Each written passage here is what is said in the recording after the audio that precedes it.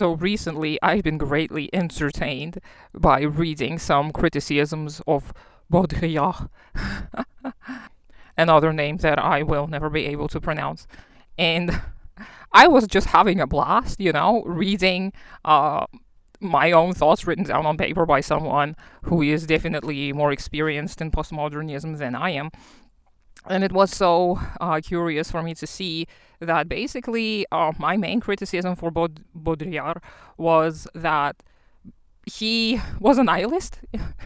He was a pessimist. He didn't really see how, since we can't tell the virtual world or the whatever he called it, the illusion from reality, why even bother try and change the material circumstances? Because deep down in our ideological code, or whatever he called it, we're still going to be vastly limited. And when I see this, I'm very curious to learn what about the people who, no matter whether they live in reality or in this illusory matrix world, that don't have resources to sustain themselves, what about them? Like, socialist movements, as far as I know, most of them, and don't quote me on that, were greatly preoccupied with the improvement of human condition without necessarily attempting to build a perfect, most real world. And improvement is something tangible that can be measured more often than not.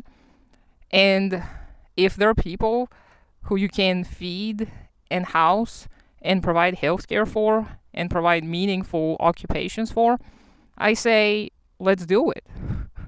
I don't see why we need some kind of grandiose goal in mind to overcome human condition and to get to the ultimate truth. I don't really see the pragmatic value in this.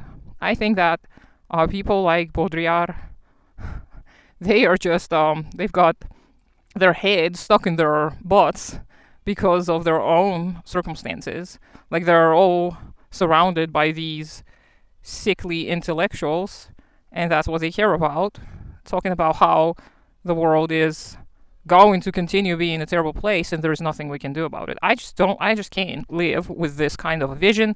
I just don't see why you would want to continue living if there's no hope. So yeah, these are just a couple of things that I wanted to share about the bee guy, and I'm going to film a little thing about him later, which hopefully you're going to enjoy, but it's going to be basically the same stuff, but just in a more poetic manner, I suppose.